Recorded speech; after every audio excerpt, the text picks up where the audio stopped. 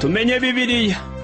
Iki ni ikiganiro utegurirwa na Dr. Venano Makegi ukakigezwaho na Transworld Radio. Soma kandi wige Bibiliya usobanukirwe ijambo ry'Imana. Uraho neza nshuti muvandimwe uteze amatwi ikiganiro tumenye Bibiliya. Amahoro y'Imana n'abane nawe. Ikaze muri iki kiganiro ugezwaho nanjye Parfait Ntamvutsa. Duherukana turi kuganira ku gice cya gatatu mu gitabo cya Rusi. Uyu munsi giye kukuganiriza ku gice cya kane, ari nacyo gice kiza kutugeza ku musozo w'iki gitabo twari tumaze iminsi twiga, cyitwa Rusi. Rusi yavuye kure Mowabu kugeza ubwo yinjiye mu mutima wa Bowazi no mu rugo rwe. Kandi natwe twari kure cyane y'Imana, turi abanyamahanga tudafite ibyiringiro, ariko twarazamuwe kubw'amaraso ya Kristo. Uyu munsi turabana b'Imana kandi turi mu mutima wayo, kandi vuba bidatinze tuzajya kubana n'Imana. Mbega ukuntu bishimishije cyane kumva ko umunsi umwe tuzabana n'Imana. Muri iki gice cya kane cya Rusi turaza kubonamo umurimo wa Bowazi. Yakomeje kwifata cyane, ariko kuri inshuro hari icyo nawe yagombaga gukora bitewe n'uko na Rusi ubwe yari yamusabye kumubera umucunguzi. Kandi inshuti yanjye, ndakubwiza ukuri ko hari n'uko bimeze kuri wowe. Kristo ugereranywa na Bowazi muri iyi nkuru ntashobora kwinjira mu bugingo bwawe mu gihe utagize uruhare rwo kumusaba ngo akubere umucunguzi. Kristo yapfuye ku musaraba kubera wowe, yagiye ikuzimu kubera wowe, kandi ahagaze ku rugi rw'umutima wawe akomanga agira ati, dore mpagaze ku rugi ndakomanga, umuntu niyumva ijwi ryanjye agakingura urugi, nzinjira iwe dusangire. Aya magambo yanditse mu Byahishuwe igice cya gatatu ku murongo wa 20. Ariko kandi Kristo ntazigera amena urugi nutamuha karibu. Kugira ngo yinjire ugomba kumuha karibu. Imana yatanze impano y'ubugingo bw'iteka muri Kristo Yesu, ariko n'uruhare rwawe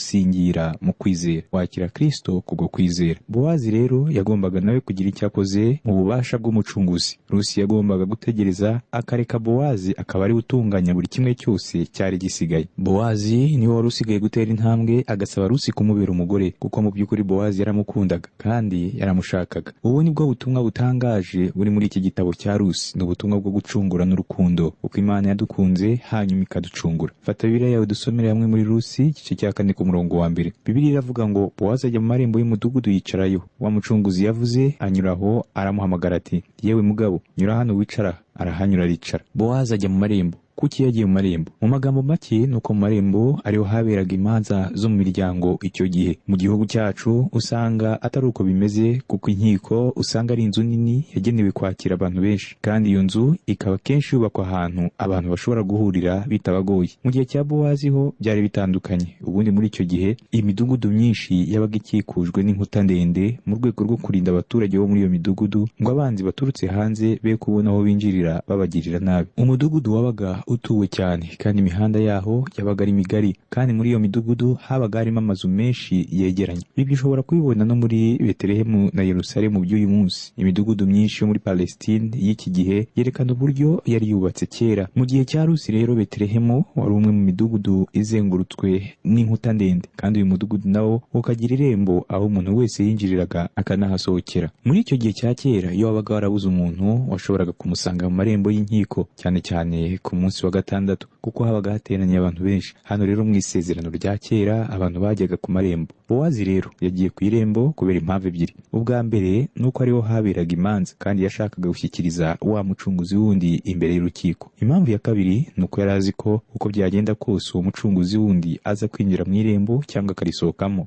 Nicyo cyatumye rero Bowazi agenda mu marembo akicarayo akategereza umucunguzi wundi. Ntabwo nzi igihe Bowazi yategereje uyu mucunguzi, ariko birashoboka ko yaba yaramutegereje igihe kirekire. Ariko ku iherezo Bowazi yabonye uwo yari ategereje. Uyu mugabo rero ni wari umucunguzi wa bugufi wa Rusi kurusha Bowazi. Ntabwo nzi mu by'ukuri icyo uyu mugabo yapfanaga na Bowazi, kuko muri icyo gihe ntibakundaga kwerekana amasano y'abantu cyane. Birashoboka wenda ko Bowazi n'uyu mugabo bashobora kuba bari nk'ababyara. Umugabo yashoboraga kuba umucunguzi w'umugore w'umupfakazi wa mwene wabo cyangwa ntamube, kandi aba bagabo babaga abacunguzi bakundaga kuba ari abavandimwe cyangwa ba nyirarume w'umuntu, cyangwa se bafitanye irindi sano n'umugabo w'umupfakazi ukeneye uwo kumucungura. Ntekereza ko uyu mugabo wundi batubwira ashobora kuba yari umuvandimwe wa Elimeleki, umugabo wa Naomi. Mu yandi magambo akaba yari na nyirarume w'umugabo wa mbere wa Rusi. Nuko rero igihe Bowazi yabonaga uyu mugabo yaravuze ngo, yewe mugabo. Hano dushobora guhita twibaza iki kibazo, mbese Bowazi ntiyari azi izina ry'uyu mugabo? Ntekereza ko igisubizo ari yego. Bowazi yari azi izina ry'uyu mugabo,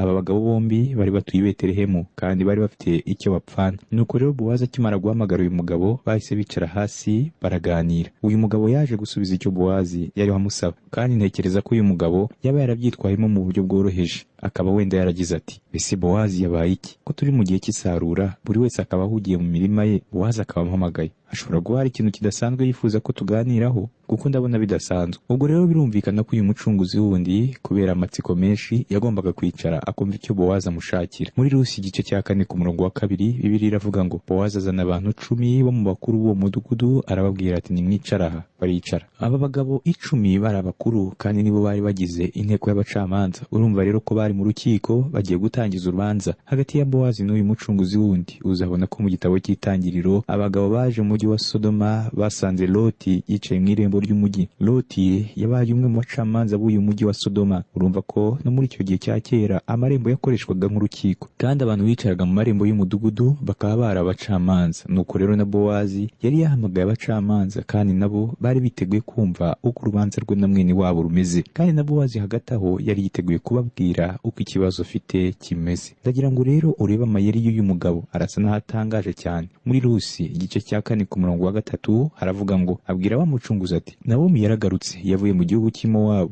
none arashaka kugura isambu yari ya mwene wacu Elimeleki. Noneho ndagira ngo urebe uburyo Bowazi yatangiye avuga ikibazo cye. Nubwo yari yabengutse Rusi, bigaragara ko mu magambo ya mbere yavuze atigeze anavuga izina Rusi. None se uyu murongo wo ntiwaba usobanura ko Bowazi nawe yari umuvandimwe wa Elimeleki? Si cyo bisobanura, kuko mu Ruheburayo mwene wacu Elimeleki bisobanura uwo mu muryango wacu.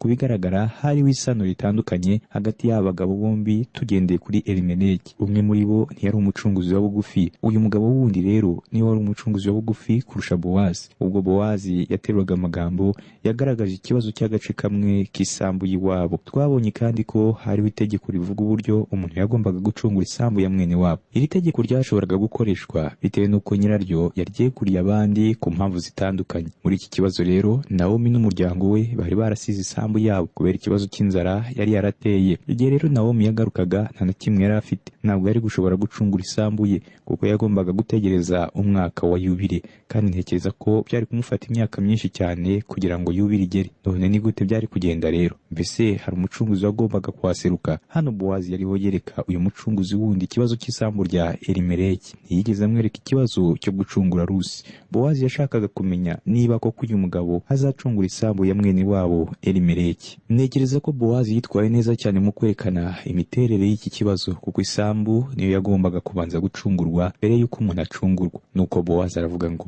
nashakaga kubikubwira no kukubwira nti uyigurire imbere y'abicaye hano n'imbere y'abakuru b'ubwoko bwacu. Nushaka kuyicungura uyicungure, nutabishaka mbwira mbimenye, kuko ari nta wundi wayicungura utari wowe nanjye ugukurikiye. Aramusubiza ati, ndayicungura. Aya magambo yanditse muri Rusi igice cya 4 ku murongo wa 4. Mu yandi magambo, Bowazi yahaye amahirwe ya mbere uyu mugabo mwene wabo ngo acungure ibyagombaga kuba ibye. Ariko rero umuntu yakwibaza iki kibazo, mbese koko uyu mugabo yashakaga kuba umucunguzi? Uyu mugabo koko yari gucungura isambu ikongera kuba iya Nawomi mbere y'uko umwaka wa yubile ugera? Igitangaje rero nuko uyu mugabo yaje kwemera ko azacungura isambu ya Nawomi. Yaravuze ngo, nzayicungura. Ku bigaragara uyu mugabo nawe yari umugabo mwiza kandi wari ufite ubushake bwo kuba umucunguzi muri iki kibazo. Kandi ndagira ngo nkubwire ko mu Bisirayeli iyo umugabo yangaga kuba umucunguzi yabaga yikojeje isoni cyane. Kandi ntekereza ko igihe uyu mugabo yemeraga kuba umucunguzi wa Nawomi, umutima wa Bowazi ushobora kuba warahise ubabara. Ariko ntibyigize bica intege Bowazi, kuko yari yiteguriye neza uru rubanza kandi yashakaga kwerekana ko uru rubanza rutari urwo gucungura isambu gusa. Muri Rusi igice cya 4 ku murongo wa 5 Bibiliya irambwira ngo, maze Bowazi aramubwira ati, nugura iyo sambu na Nawomi ukwiriye no kuyigurana na Rusi umumowabukazi wari mu kanya kuyigendera, gucikuranya kuyigendera ngo izabe gakondo ye. Ni nkaho Bowazi yaba yaravuze ngo, nibagiwe kukubwira nanone ko gucungura isambu bifitanye isano no gucungura umumowabukazi witwa Rusi, kuko uyu mugore yari yararongowe n'umuhungu wa Elimeleki, kandi bombi Elimeleki n'umuhungu we barapfuye. urumva ko rero Rusi ari we ugomba kuzaragwa iyo sambu. Ni ukuvuga ko umunsi uzacungura isambu ugomba no gucungura uwo mugore ukamurongora kuko afite aho ahurira n'iyo sambu. Kugeza ubu ntekereza ko Bowazi yari akiri kwerekana neza ikibazo cye, kandi agira ngo nabone ko Bowazi yashatse ko uyu mugabo mwene wabo amenya ubwenegihugu bw'uyu mugore, aho yavuze ngo Umumowabukazi. Kandi itegeko rya Mose ryabisobanuraga neza mu gutegeka kwa 2 igice cya 23 ku murongo wa 4, havuga ngo Umwamoni cyangwa Umumowabu ntakajye mu iteraniro ry'Uwiteka. Ni ukuvuga ko iyo uyu mugabo azana Rusi mu iteraniro ry'Uwiteka byari kuzanira isambu ye akaga, ariko Bowazi we ibyo ntacyo byari kumutwara, ahubwo yari kwishimira kubikora kuko Bowazi yakundaga Rusi kandi yari yiteguye no kumwitangira uko ashoboye kose. Ariko uyu mugabo we nta nubwo yari azi Rusi. Icyo yari azi kuri Rusi gusa nuko yari yumvise ko yavuye mu wabo. Atitaye ku byo yari yarumvise, uyu mugabo ntiyari ashishikajwe no kurongora Rusi, kandi yaranabigaragaje neza muri uyu murongo ukurikira muri Rusi igice cya 4 ku murongo wa 6, haravuga ngo uwa mucunguzi aramusubiza ati ubwanjye simbasha kwicungura kugira ngo ntangiza ibyanjye biragwa, iyendera ubucunguzi bwanjye kuko ntabasha kwicungura. Ntekereza ko uyu mugabo yari asanzwe afite umugore, kandi birashoboka ko yari afite abana bakuru bangana nka Bowazi, kandi aba bana nabo bakaba bari bararongoye. Birumvikana rero ko isambu ye yari yarayigabanyije abana be. Kurongora rero uwo mugore w'Umumowabukazi byari gushyira mu kaga imitungo ye yose yari afite. Iyo arongora Rusi akamuzana mu iteraniro ry'Uwiteka, yari kuba yikururiye ibibazo bikomeye cyane. Ku bigaragara ibyo umucunguzi wundi yavugaga byari mu kuri rwose. Ntabwo yari gucungura isambu ngo anarongore Rusi, kuko imitungo ye yari kuba igiye mu bibazo.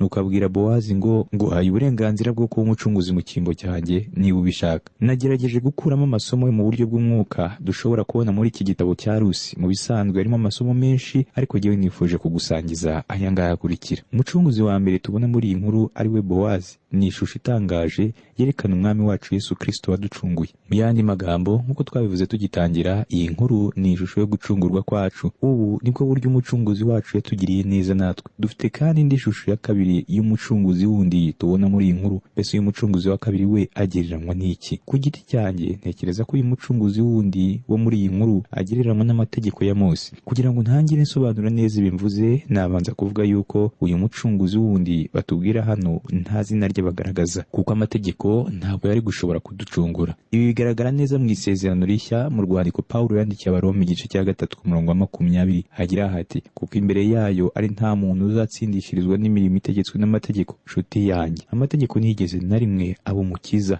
Abisirayeli bemerwaga n'Imana mu gihe gusa bayizaniye ibitambo byashushanyaga Kristo, kandi iyo ni nayo mpamvu kubabarirwa muri icyo gihe byari ingenzi cyane, kuko ibitambo byahishaga ibyaha bya buri Mwisirayeli. Nyamara ibyo byose byerekanaga ko Abisirayeli bakeneye umucunguzi wabakura munsi y'amategeko. Nka wa mucunguzi wundi twabonye muri iyi nkuru, amategeko ntiyari gushobora kuducungura. Wa mucunguzi wundi yavuze ko gucungura Rusi bishobora kuzanira akaga umurage we. Abantu bamwe bigeze kuvuga ibintu bipfuye bigamba ko bashobora gukurikiza amategeko. Umwe muri aba bantu aravuga ngo mbayeho kubw'amategeko 10, cyangwa ngo mbayeho kubw'inyigisho Yesu yigishirije ku musozi. Ariko se koko ibyo nibyo? Hari n'abandi usanga bavuga ngo inyigisho yo ku musozi niryo dini ryacu. Ariko nshuti yanjye, niba koko iyo nyigisho Yesu yigishirije ku musozi ari ryo dini ryawe, wanyemerana kubaza iki kibazo: mbese umaze igihe kingana gute ukurikiza iyo nyigisho yo ku musozi? Mbese urayikurikiza? Umuntu umwe niwe wigeze gusubiza ngo ngerageza kuyikurikiza. Nyamara nta hantu na hamwe, haba mu nyigisho Yesu yigishirije ku musozi cyangwa mu mategeko 10 ya Mose, uzasanga bavuga ngo uzajya ugerageza. Ahubwo ivuga ngo uzajya ukora iki. Nshuti yanjye, amategeko ntiyabasha kugucungura. Bisaba kuba ufite umuntu ugukunda, nshuti yanjye, kandi witeguye kukurihira umwenda w'ibyaha byawe. Uyu munsi dukeneye umucunguzi udukunda kandi utemera guhomba ibye gusa, ahubwo wemeye no gutanga ubuzima bwe ku bwacu. Igihe yajyaga mu cyimbo cyacu, yishyuye umwenda w'ibyaha byacu, apfa ku musaraba kubera ibyaha byacu. Kugira ngo habeho amasezerano hagati y'abantu babiri, hari ibyo bakoraga bidasanzwe kugira ngo ntihazagire unyura ku ruhande rw'ibyo abagabo babiri bemeranyijwe. Reka dusome muri Rusi igice cya 4 ku murongo wa 7. Aravuga ngo kera uyu niwo wari umuhango w'Abisirayeli wo gucungura no kugurana, kugira ngo byose bikomezwe. Umuntu yakweturaga inkweto ye akayiha undi. Uko niko Abisirayeli batangaga umugabo w'ibyo. Nagiye mpizina buri muntu wese uvugwa muri iki gitabo gitoya cya Rusi. Ndatekereza ko n'uyu mugabo wundi mwene wabo wa Bowazi nshobora kumuhaka akazina. Namwita nti Barefoot. cyangwa se maguruwazi kuko yabuze inkweto ze. Nshuti yanjye, ndashaka kukubwira ko ubutumwa bwiza bwonyine aribwo bwashoboye kutwambika inkweto. Mu Befeso igice cya 6 ku murongo wa 15 haravuga ngo mukwese inkweto arizo butumwa bwiza bw'amahoro bubiteguza. Burya amategeko nta kindi yadukoreye atari ukutwambura inkweto gusa. Nshuti yanjye, amategeko ntabwo ashobora na gato kudukiza. Muri Rusi igice cya 4 kuva ku murongo wa 8 kugera ku wa 10 Bibiliya iravuga ngo umucunguzi abwira Bowazi ati uyigurire, akwetura inkweto. Bowazi abwira abakuru n'abantu bose ati mbatanzira abagabo uyu munsi yuko nguze ibyari bya Elimeleki byose n'ibyari bya Kiriyoni na Mahaloni mbiguze na Naomi, kandi na Rusi umumowabukazi warimo ka Mahaloni ndamuguze ngo umugore wanjye kugira ngo ncikure nyakwigendera uwo bizabe gakondo ye, izina rya nyakwigendera rye kuzima muri bene wabo no mu marembo y'umudugudu wabo, mbatanzira abagabo uyu munsi. Ubwa mbere ngira ngo urabona ko Bowazi yabanje gucungura isambu, hanyuma abona gucungura na Rusi. Bowazi yujuje ibisabwa umucunguzi maze agira Rusi umugore we. Yakoze ibi byose kuko yakundaga Rusi, kuko Bowazi ashushanya umucunguzi wacu Kristo. Ikindi nanone Bowazi yasabye abantu kumubera abagabo ko adacunguye isambu yonyine gusa, ahubwo kwacunguye na Rusi umupfakazi wa Mahaloni. Muri Rusi igice cya 4 ku murongo wa 11 haravuga ngo nuko abantu bose bari mu marembo n'abakuru baramusubiza bati turi abagabo b'ibyo, uwo mugore uje mu nzu yawe Uwiteka muhwanye na Rasheli na Leya abashinze bombi inzu y'Abisirayeli, nawe ujye werekana gukomera kwawe muri Efurata ubikirangirire i Betelehemu. Mu by'ukuri igihe Bowazi yacunguraga Rusi, abantu b'i Betelehemu barabyishimiye cyane, kuko nk'uko twabivuze mbere uyu mugore muto w'umunyamahangakazi yari afite ubuhamya bwiza i Betelehemu. Mu by'ukuri byatangaje benshi kubona umumowabukazi yemera kwitanga akizera Imana nk'umukiza we. Kandi Rusi ntiyigeze ajarajara mu bagabo bo mu mudugudu, kandi ngira ngo urabyibuka ko na Bowazi yari yaramenye ko uyu mugore muto asanzwe afite imico myiza. Ibi kandi bikaba kimwe mu bintu byatumye Bowazi akunda Rusi. Muri iki gihe abakobwa benshi usanga biruka mu basore benshi no mu bagabo benshi, bakiyandarika cyane kugeza igihe baguye kuri umwe uzaba umugabo wabo. Nyamara usanga abantu muri iki gihe bakunze kwibaza impamvu ingo z'ubu zitagikomera. Nshuti yanjye umbabarire kuko ibi nshobora kubisobanura mu buryo butagushimisha, ariko ntekereza ko umugabo muri kamere ye yaremanywe gutanga, naho umugore we yaremanywe kwakira. Uko niko Imana yabaremye. Ni nayo mpamvu Imana yabwiye umugabo ngo bagabo mukunda abagore banyu, nk'uko byanditswe mu Befeso igice cya 5 ku murongo wa 25. Imana ntiyigeze isaba umugore gukunda umugabo we. Ndabizi ko ushobora guhita ubaza ngo urashaka kuvuga rero ko umugore atagomba gukunda umugabo we? Birumvikana agomba kumukunda, ariko umugore asubiza icyo umugabo amuhaye. Mu yandi magambo, niba umugabo akunda umugore we by'ukuri, n'umugore we nawe azamukunda. Ariko niba umugabo ashaririye umugore we, urukundo rw'aba bombi ruzagabanuka kugeza ubwo ndetse rushira. Nk'uko umugabo ahitamo umugore akamubera umugeni, kandi nk'uko Bowazi yasabye Rusi kumucungura, niko na Kristo yaje mu isi gushaka umugeni we. Niwe werekanye urukundo ubwo yadupfiraga, kandi natwe tugomba gusubiza urukundo rwa Kristo. Birababaje cyane kubona ko abantu benshi bagenda i Betelehemu rimwe na rimwe mu mwaka bakagenda kureba mu mva. Nshuti yanjye, ntakiri mu mva, kandi nta nubwo yigeze aza nk'uruhinja, kuko atigeze aba uruhinja igihe kirekire. Kandi kuri Pasika bagiye kumureba mu mva basanga irimo ubusa, ndetse ntibigeze bamubonamo. Uyu munsi Kristo n'umwana w'umuntu wambaye ubwiza n'icyubahiro, kandi nicyo cyatumye Pawulo yandika agira ati kugira ngo mumenye neza n'imbaraga zo kuzuka kwe no gufatanya imibabaro ye no kujya nshushanywa no gupfa kwe.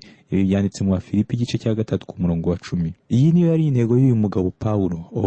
Iyaba natwe twamenyaga neza uyu mucunguzi wacu tukamukunda, kuko ari wabanje kudukunda. Abantu rero b'i Betelehemu bose bishimiye ibyari bibaye mu buzima bwa Bowazi, kandi babigaragaza muri ubu buryo bagira bati icyaduha urubyaro Uwiteka azaguha kuri iyo nkumi rukazahwanya inzu yawe n'iya Peresi uwo Tamari yabyariye Yuda. Bowazi ahungura Rusi abyara Obedi sekuru wa Dawidi. Nuko Bowazi acyura Rusi aba umugore we, aryamana nawe, Uwiteka amuha gusama inda, abyara umuhungu. Abagore babwira Nawomi bati Uwiteka himbazwe, utakuretse udafite umucunguzi, icyaduha akazaba ikirangiriye mu Bisirayeli. Aya magambo yanditse muri Rusi igice cya 4 kuva ku murongo wa 12 kugera ku murongo wa 14. Abagore babwiye Nawomi aya magambo dusomye, kuko Nawomi yari akeneye umucunguzi wo mu muryango wa Elimeleki. Kuri inshuro rero umucunguzi yabaye uramuhaye Bowazi nshuti yanjye. Uyu munsi dufite umucunguzi, kandi iyo niyo nkuru nziza numva nakubwira. Birababaje kubona abantu bizihiza Pasika, Noheli cyangwa undi munsi mukuru uvuga kuri Kristo, nyamara bataramumenya ko ari we mucunguzi wabo. Muri Rusi igice cya 4 ku murongo wa 15 na 16, Bibiliya iravuga ngo, kandi azasubiza intege mu bugingo bwawe, azagutunga mu bukecuru bwawe, kuko mukazana bawe gukunda akakugirira umumaro uruta uw'abahungu 7 ari we umubyaye. Nawomi ajyana uwo mwana amushyira mu gituza cye, aba umurezi we. Uyu mwana batubwira hano ni umwuzukuru wa Nawomi. Mbega ukuntu Nawomi yari yishimiye umwuzukuru. Muri Rusi igice cya 4 ku murongo wa 17 aravuga ngo, abagore b'abaturanyi be bamwita izina bati, Nawomi abyariye umuhungu, bamwita Obedi ari we se wa Yesayi se wa Dawidi. Abaturanyi ba Nawomi babonye uburyo Nawomi akunda uyu mwuzukuru we, maze bita uwo mwana Obedi, bisobanura umugaragu cyangwa se umuramyi. Uyu mwana ntiyari umwuzukuru wa Nawomi mu buryo bw'amaraso, ariko yari umwuzukuru we mu buryo bwemewe n'amategeko. Kandi birumvikana ko mu busaza bwa Nawomi uyu mwuzukuru we yamubereye umwana mwiza, aramukorera nk'uko izina Obedi risobanura. Agerageza kumukorera ibyo umugabo wa Nawomi n'abahungu be 2 bari kumukorera, kuko mu bisanzwe Obedi yari kuba kwa Rusi na Bowazi. Obedi yari umuramyi cyangwa se umusenzi w'Imana nzima kandi Imana y'ukuri. Ubu rero tugiye gukurikira igisekuruza cya Obedi. Obedi niwe wabaye se wa Yesayi. None se Yesayi ninde?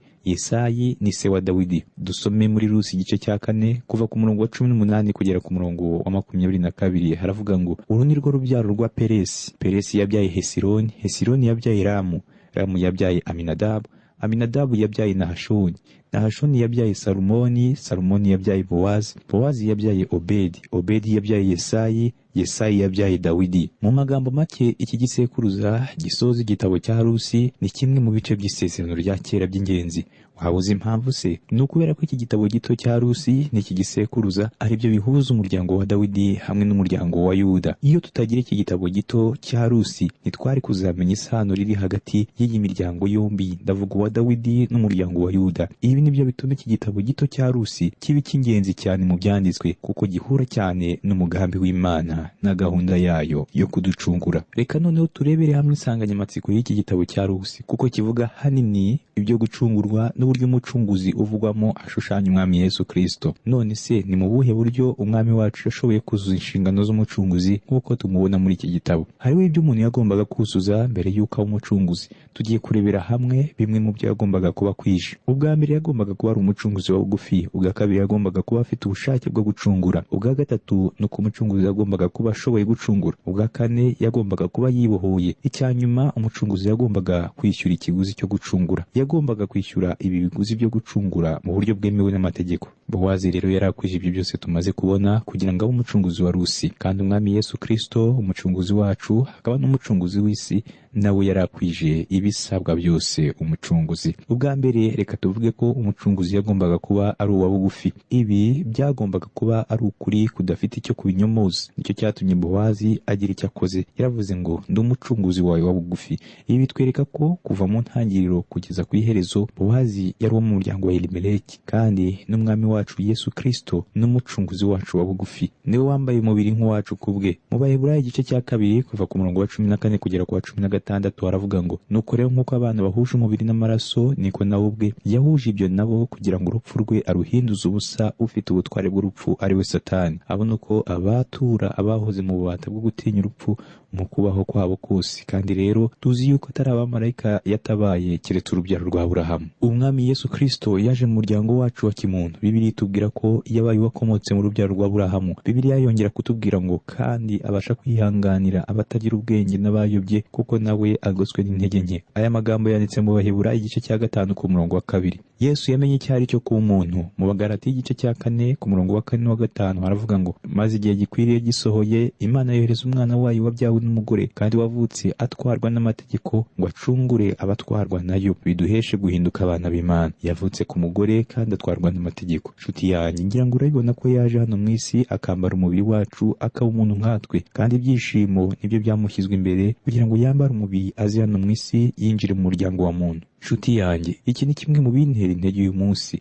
kandi nzi neza ko utashobora kunyemeza uburyo Imana itabaye umuntu, kuko utabishobora rwose. Niyo mpamvu ntashobora kuzatera Imana umugongo ngo nyiveho. Ntabwo ushobora kunyemeza ko atabaye umuntu nubwo hashize imyaka irenga 2000 Kristo aje mu isi akambara umubiri, kandi Kristo yababarijwe hano, amena amaraso kandi arapfa. Uyu munsi ashoboye kuntabara kuko anzi, kandi nawe arakuzi neza kurusha uko inshuti yawe ikuzi, kurusha uko bene wanyu bakuzi, kurusha uko umugabo wawe cyangwa umugore wawe akuzi. Yesu arakuzi neza kurusha uko nawe ubwawe wiyizi. Uyu munsi arakuzi kandi ashoboye kugufasha, kuko Imana yabaye umuntu kandi yambara umubiri. Nubwo hariho byinshi n'abanyuramo ntazi, kandi ntazi n'impamvu yabyo, mbyemera gutyo biri. Kuko Imana yarabaye umuntu kandi ikabona ko ari ngombwa kuza kubabarizwa muri iyi si no kumena amaraso hamwe no gupfa kubera ibyaha by'abari mu isi, kandi ibi bikaba byari mu mugambi w'Imana. Ibyo byose bituma menya ko ubuzima bufite indi ntego yisumbuyeho, kandi niyo nagwa nzongera mbyuke nkomeza urugendo, kuko nzi yuko muri ubu bugingo ndiho mparanira ngo mpabwe ingururano zo guhamagara kw'Imana muri Kristo Yesu, nk'uko Pawulo yabivuze mu Bafilipi igice cya 3 k'umurongo wa 14. Umwami Yesu Kristo yambaye umubiri asa natwe kugira ngo abe umucunguzi wacu. Iyi niyo mpamvu ari umucunguzi wacu wa bugufi. Ntabwo Kristo yabaye umucunguzi wacu wa bugufi gusa, ahubwo yari afite n'ubushake bwo kuducungura. Ngira ngo uribuka ko undi mucunguzi wa Nawomi atashakaga gucungura ibya Elimeleki, kandi yanabwije ukuri Bowazi, aramubwira ngo simbasha kuyicungura kugira ngo ntangize ibyanjye biragwa, iyendera ubucunguzi bwanjye kuko ntabasha kuyicungura. Ariko Bowazi we yari afite ubushake bwo gucungura ibya Elimeleki kuko yakundaga Rusi. Uko niko jye nawe dufite umucunguzi udukunda uyu munsi. Kubera iki? Ntabwo twe twabona ubusobanuro bwabyo. Mu rwandiko Pawulo yandikiye Abaroma igice cya 3 k'umurongo wa 24 yarababwiye ngo ahubwo batsindishirizwa n'ubuntu bwayo ibibahereye ubusa, kubwo gucungurwa kubonerwa muri Yesu Kristo. N'ubuntu bisobanura ngo tutabikwiye, ntitwari dukwiriye gucungurwa, ariko Kristo yaradukunze kandi agira ubushake bwo kutubera umucunguzi. Umwanditsi w'Abaheburayo yaravuze ngo dutumbira Yesu wenyine, ari we banze ryo kwizera, kandi ari we gusohoza rwose. Yihanganiye umusaraba kubw'ibyishimo byamushyizwe imbere, ntiyita ku isoni zawo, yicara iburyo bw'intebe y'Imana. Aya magambo yanditse mu Baheburayo igice cya 12 ku murongo wa 2. Ibi rero bitwereka ko Umwami Yesu ari nawe mucunguzi wacu. Yari afite ubushake bwo kuducungura, yashatse kuducungura, kandi kugeza n'uyu munsi aracyadukunda. Yashatse kuba igitambo cyacu. Hariho bamwe bagiye babigoreka bakavuga ko ngo kuko ari we washatse kwigira igitambo ngo yakoze icyaha cyo kwiyahura nka Sokrate. Ubwo ni ubuhakanyi. Nubwo urupfu rwa Kristo rutabaye kwiyahura, ntibikuraho ko mu by'ukuri yashatse gupfa ku bwacu. Nshuti yanjye, ngira ngo kandi urabona ko urukundo rwe rubonekeraho muri urwo rupfu n'ubundi. Icya gatatu, umucunguzi yagombaga kuba ashoboye gucungura. Ndabizi neza ko Nawomi hari abantu b'abakene babanaga i Betelehemu. Ntekereza rero ko mu ijoro rimwe ubwo Nawomi yagarukaga avuye mu wabo, birashoboka ko aba bantu barize cyane, maze bakamubwira ngo Nawomi, tubabarire cyane kuko natwe ntacyo twagufasha pe, natwe ubwacu tubayeho nabi kuko ubwacu ntidushoboye kugira icyo twimarira. Burya ni byiza rimwe na rimwe kugira abantu bakwitayeho gutya, ariko kandi ni byiza cyane kugira umucunguzi ushoboye w'umutunzi wabasha kuvuga ngo nzagucungura. Nshuti yanjye, jye nawe dufite umucunguzi. Kimwe mu bintu tumuziho nuko ashoboye kuducungura. Yesu wacu arashoboye. Mu Baheburayo igice cya 7 ku murongo wa 25 niho havuga ngo nicyo gituma abasha gukiza rwose abegerezwa Imana nawe, kuko ahoraho iteka ngo abasabire. Niwe mucunguzi wacu ukomeye kandi afite ubushobozi bwo kudukiza. Kandi nshuti yanjye, nta kibazo Yesu yari afite cyerekeranye yuko ashoboye gucungura cyangwa atabishoboye. Yobu yaravuze ngo ariko jye ubwanjye yuko umucunguzi wanjye ariho,